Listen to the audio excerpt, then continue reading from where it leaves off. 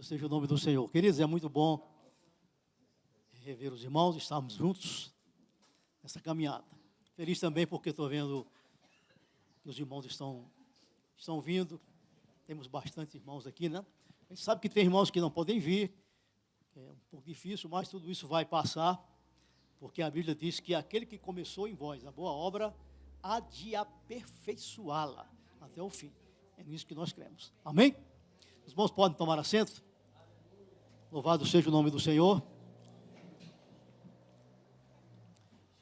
Queridos, nós queremos, antes de ministrarmos, tem aqui um pedido de oração, trazido pela irmã Gilda, né, é jovem, é senhor, cadê a irmã Gilda? É jovem? É jovem. É um jovem, um garoto. Né? Ele está internado em estado grave, e os médicos não conseguem descobrir o que é, mas o nosso Deus já sabe o que é, né? Porque a Bíblia diz que ele sonda, né, o mais íntimo do ser humano, tá certo? Esta semana tivemos aqui 2 aniversariantes, a irmã Gilda é uma delas, né? A irmã Gilda. A irmã Gilda fez aniversário, 23 anos, e temos o André, cadê o André? Está na sala lá, né? Parabéns para eles. Deus abençoe ricamente. Amém, queridos? Amados, eu gostaria de ler com os irmãos, sei que o tempo já está avançado, e eu não quero demorar muito. Se 1h30 está bom. Né? Eu quero que você abra a sua Bíblia comigo, no Evangelho de Jesus Cristo, segundo escreveu João. João, o evangelista, o único dos apóstolos que não foi morto, martirizado. Apesar de que jogaram ele dentro de um tacho cheio de óleo fervendo. Né? E ele não foi fritado. Né? Ele continuou vivo porque Deus estava com ele. Né? Abra sua Bíblia no capítulo 5. Eu vou ler apenas uma parte aqui do texto. Diz assim, todos acharam? Passadas estas coisas, havia uma festa dos judeus, e Jesus subiu para Jerusalém. Louvado seja o nome do Senhor. Ora, existe ali, junto à porta das ovelhas, um tanque, chamado em hebraico Betesda, o qual tem 5 pavilhões ou alpendres, em outras versões. Nestes jazia uma multidão de enfermos. Louvado seja o nome do Senhor, está voando aqui. Cegos, coxos, paralíticos, esperando que se movesse a água. Porquanto um anjo descia em certo tempo, agitando-a. E o primeiro que entrava no tanque, uma vez agitada a água, sarava de qualquer doença que tivesse.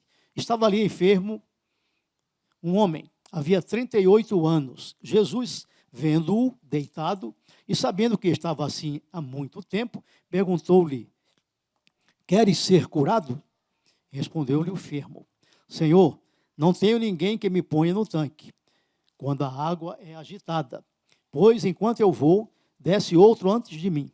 Então lhe disse Jesus: levanta-te, toma o teu leito e anda. Imediatamente o homem se viu curado e, tomando o leito, pôs-se a andar, e aquele dia era sábado. Amém, queridos? Louvado seja o nome do Senhor. Quero rapidamente aqui analisar com os irmãos esse milagre que Jesus fez.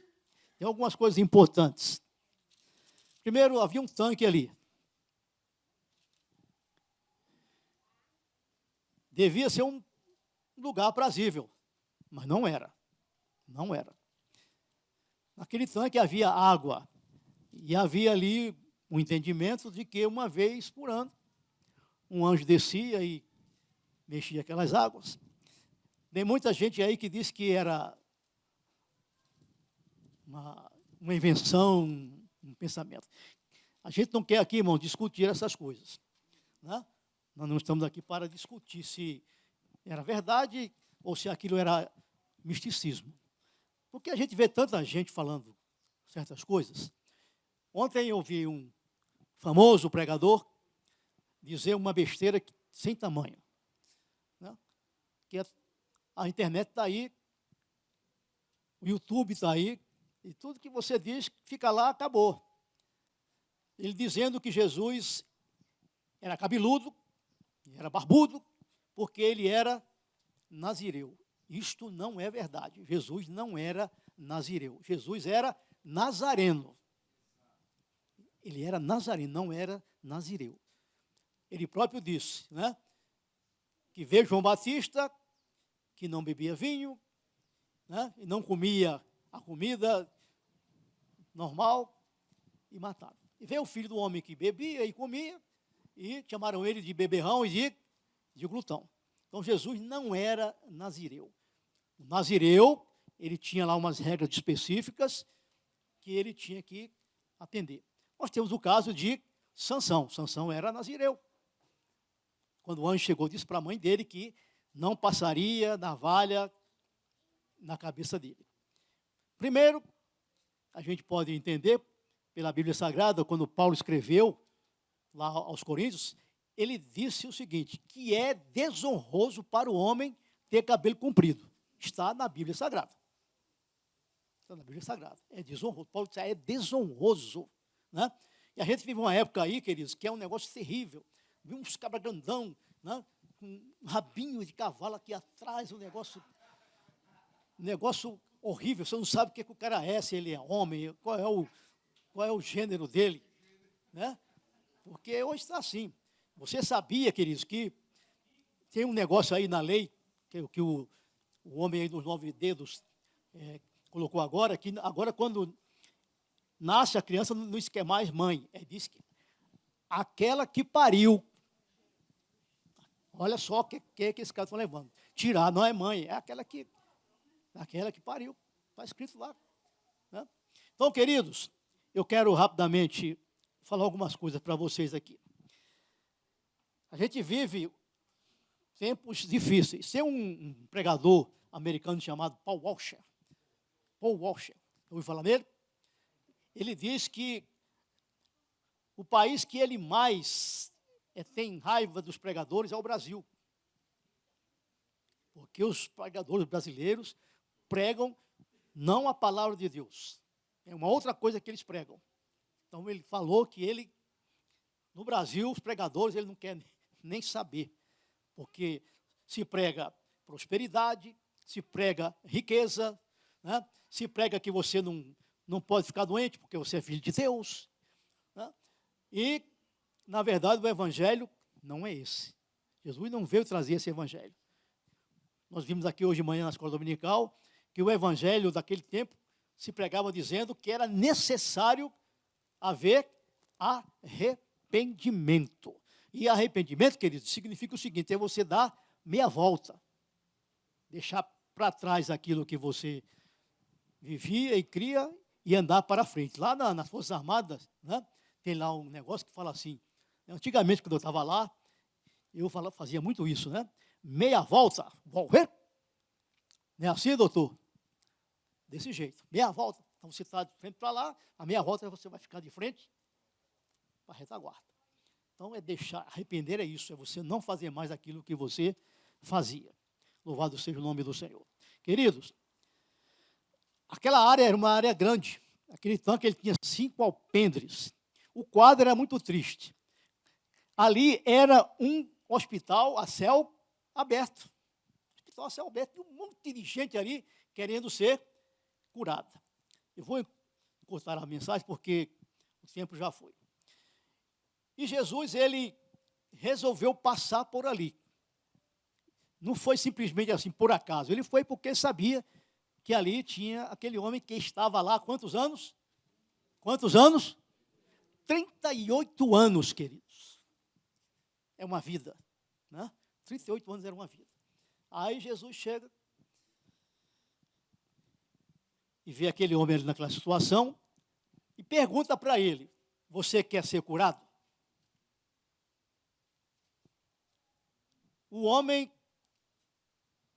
não muito elegantemente, né, disse assim: olha, eu estou aqui 38 anos, o anjo vem, move as águas, e quando eu vou, chegam mais espertos do que eu, e eu me lembro de um pastor que pregou na L2 lá, o pastor Eliezer Lira, já até faleceu agora, no ano passado. Ele dizia o seguinte, né, aquele homem podia raciocinar o seguinte: ora, eu estou aqui há 38 anos.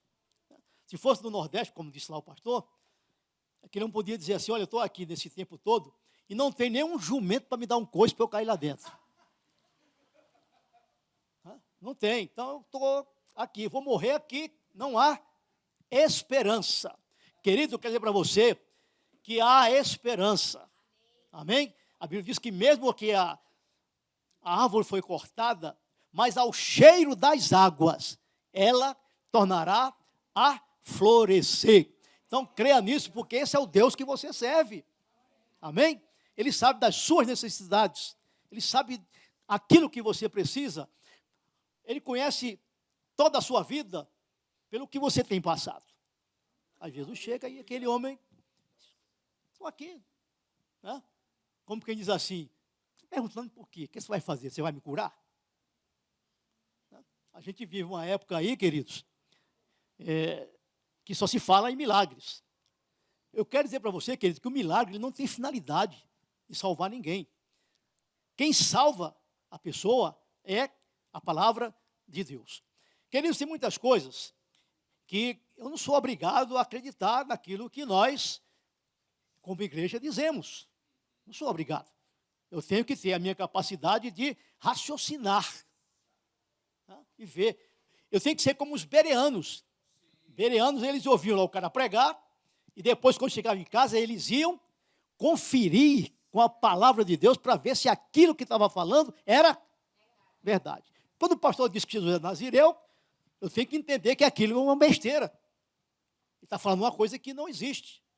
Ah, porque daquele tempo botou-se muita gente no inferno. Querido, ninguém bota ninguém no inferno. Ninguém bota ninguém no inferno. Quem bota, a pessoa vai para o inferno porque houve, da parte dele, uma negativa, né, de não querer, se bem que é um negócio também assim, é meio difícil da gente entender, porque quando Cristo aparece a Saulo no caminho de Damasco, preste atenção no que eu vou lhe dizer. Jesus chegou, apareceu a ele, aquela luz brilhou e ele caiu. Eu não sei se foi do cavalo, como alguém disse, né? Que a Bíblia não fala se ele estava no cavalo, se ele estava no camelo, se estava no jumento. Diz que ele caiu. Porque, queridos, quando a presença de Deus é real, ninguém aguenta ficar de pé, queridos. Aí Jesus chega para ele e diz, né? Saulo, Saulo, por quê me persegues? Aí ele vai assim, de repente diz assim: Senhor, quem és tu? E eu sou Jesus Nazareno, a quem tu persegues. Ele não perguntou: você quer me seguir? Não, não. Perguntou: vai lá para Damasco, a rua chamada direita, que alguém vai lá atender você. Então foi isso que ele falou para ele. Porque, queridos, eu acho muito difícil Deus chegar para você e você dizer para Deus: eu não quero, eu não faço. Quem somos nós para contender com Ele? A Bíblia diz que é a criatura para contender com o Criador. Nós não somos nada, queridos. Nós somos pó e cinza. A gente está vivo hoje, amanhã a gente não sabe. A gente vai estar vivo. Então, a gente vive uma época difícil. E nós precisamos, como igreja, viver a palavra de Deus na sua integridade. Amém, queridos? Porque a palavra de Deus, ela é a verdade. Eu não posso, de maneira alguma, fazer com que a palavra de Deus se amolde a mim. Não, porque a palavra de Deus, ela é viva e eficaz. Amém, queridos? Então, Jesus chega para aquele homem e diz assim: levanta-te, toma o teu leito, a tua cama e anda. E o homem, na mesma hora, se levantou e saiu andando. E depois, queridos, a pessoa é tão assim ingrata, que depois ele ainda, né, dedurou Jesus. Jesus não queria que dissesse, mas alguém perguntou e ele ficou naquela agonia e falou: olha, é um homem aí que mandou eu levantar, eu estou levantando. Por quê? Até esse momento, como foi estudado aqui, Jesus ainda não tinha se manifestado como o Messias. Ele não tinha dito ainda, né? Eu sou o Messias. Porque, querido, é muito difícil a gente tentar entender os judeus, porque tudo aquilo que havia lá no Velho Testamento apontava para um Messias que viria libertar o povo politicamente. Era isso que eles acreditavam. E a gente gosta muito de criticar os judeus, mas eu quero dizer, queridos, que o judeu ele foi endurecido pelo próprio Deus. Está escrito na Bíblia Sagrada.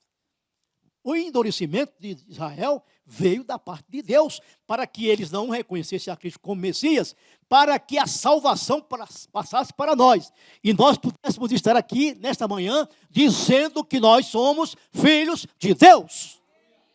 Louvado seja o nome do Senhor. Porque, irmãos, o milagre, ele faz. Talvez ele não faça a hora que eu quero, nem do jeito que eu quero. Mas ele faz o milagre. E eu creio, né, que lá, como é que é o nome do jovem lá, que a irmã falou? O Anderson está lá naquele leito, mas nós cremos que Deus, ele pode chegar lá e restabelecer a saúde dele. Né? Jesus fez tantos milagres. Quando aquele homem pediu, porque a filha estava, né, enferma, Jesus disse: fique tranquilo, a menina está dormindo. Né? Está dormindo. Você pode dizer, mas estava morta. Sim ou não? Mas para Jesus, aquilo não era nada. E ele foi lá e levantou a menina e disse as seguintes palavras: Talita, cumi. Né? Que é: menina, eu te digo, levanta-te. E a menina se levantou. Querido, você imagina o seguinte: tem uma história aqui no Brasil de um ator chamado Sérgio Cardoso. Quem ouviu falar nesse homem? Quem ouviu falar nesse homem? Só o pessoal mais antigo aí que sabe. O pastor Antônio sabe. Aquele homem teve um negócio que ele parece que chamam de catalepsia, uma coisa assim. E enterraram. Só que ele estava vivo. Ele estava vivo, foi enterrado vivo. Depois de muito tempo, quando abriram lá, foram ver que estava tudo arranhado, porque ele querendo sair, aí morreu mesmo lá de vez. Aí pronto. Aí morreu de verdade, né? Morreu de verdade. Então é assim, é desse jeito. Então, querido, Jesus chegou para mudar a história. Tanto que a história se divide antes de Cristo e depois de Cristo. Amém, queridos? A gente sabe, né? Eu sei que o pastor Antônio se angustia, nós nos angustiamos. A gente queria que, né, todo mundo aqui fosse rico. Né? Amém? Aí não seria milagre, é verdade. Né? Mas às vezes o rico, ele, né, é igual como se diz no Nordeste. Ele pega, quem conhece Sonrisal? Sonrisal é aquele, né, um remédio antiácido, né? Que bota dentro da água e ele dissolve. Mas diz que aquele que tem a mão, né, fechada, bota um Sonrisal, atravessa o rio e o Sonrisal está do mesmo jeito do outro lado. Né? E tão fechada que é a mão. Amém, queridos? Olha, tem igreja por aí que o encarregado, o pastor, diz assim: eu preciso de 1.000 pessoas, não, de 7.000 pessoas com R$1.000. Você sabe quanto é que é? 7.000 pessoas com R$1.000, quanto é que dá? Hein, irmão? 7 milhões. Tá? 7 milhões. Tá certo? Se aqui tivesse 1.000 pessoas com R$1.000, né, ia dar quanto? 1 milhão. Amém, queridos? Mas, queridos, nós dependemos de Deus. Dependemos deles. E oramos para que Deus abençoe o seu povo. Amém? Então, creia que Jesus continua fazendo milagre. Continua fazendo. Deus nos abençoe, rica e abundantemente. Amém?